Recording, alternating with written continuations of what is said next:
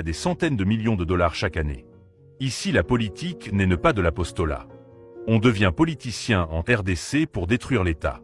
Je vous révèle des détournements massifs de fonds à ciel ouvert. C'est tout simplement scandaleux. Tout a commencé en 2019, avec le détournement de 15 millions de dollars de rétrocommission impliquant Vital Kamerhe, qui fut à l'époque directeur de cabinet du président Tshisekedi.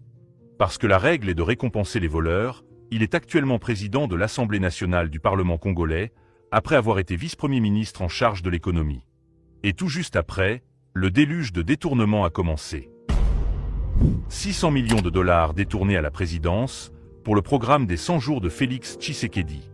57 millions de dollars détournés pour le projet de maison préfabriquée. 324 millions de dollars détournés pour l'organisation de la francophonie à Kinshasa. 102 millions de dollars détournés pour le projet Tshilé-Gelou. 300 millions de dollars destinés au Covid-19 détournés.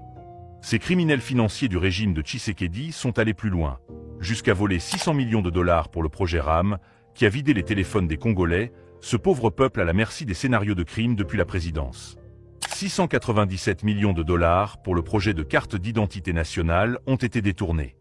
Je vous rappelle que le peuple congolais est jusqu'à ce jour l'unique peuple du monde qui n'a pas de carte d'identité. C'est ne pas tout.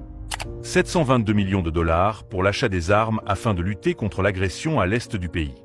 Cet argent est aujourd'hui sans trace. 430 millions de dollars pour les mercenaires, voire maison civile du chef de l'État.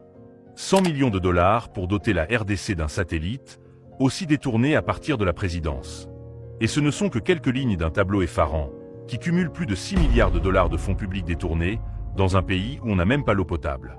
Ce qui est encore plus grave, c'est qu'il y a eu des projets inexistants. Et des projets qui ont existé ont été abandonnés. Des milliards de dollars volatilisés, des projets fantômes, et un silence troublant des autorités judiciaires. Où est la justice congolaise? Où est la vérité? Voici les faits. Une série de scandales, un même schéma depuis 2019, et c'est toujours des sommes faramineuses qui sont détournées, sous prétexte de grands projets nationaux. Aucune pyramide à Mbuji-Mayi, qui est le fief électoral du président de la République lui-même. 14 millions de dollars détournés sans inquiétude par les copains du président Tshisekedi. Pas d'école construite dans la ville natale du président, pas de drone livré, et aucune trace des 115 millions pour une arène nationale. Les forages, les routes, les bus, les hôpitaux promis, toutes ces promesses électorales sont invisibles après 2 mandats. 10 millions de dollars pour relancer la Gécamine détournée. 32 millions de dollars pour le projet Kinshasa Zéro Trou. Aujourd'hui, la capitale de la RDC a toujours des trous, aucune route praticable, et c'est trop sale. 25 millions de dollars détournés pour la construction de la route Kalamba-Mbuji au Kasaï. 300 millions de dollars détournés pour le soi-disant projet de construction de forage. 13 millions de dollars pour les lampadaires volés. 3 millions de dollars détournés au Sénat. 70 millions de dollars pour relancer la société cominière détournée. Silence radio et coupable au sommet de l'État, fait sentir la complicité même du président de la République lui-même. Tous ces projets sont à l'abandon, certains n'ont jamais démarré. Cet homme Nicolas Kazadi, ancien ministre des Finances, est parvenu jusqu'à dénoncer le système du partage des millions de dollars entre copains à la présidence, avant toute exécution des projets fantômes. Lui-même en a été l'artisan. Il n'est pas inquiété. Il circule librement parce qu'il a aussi volé pour le compte de la famille présidentielle.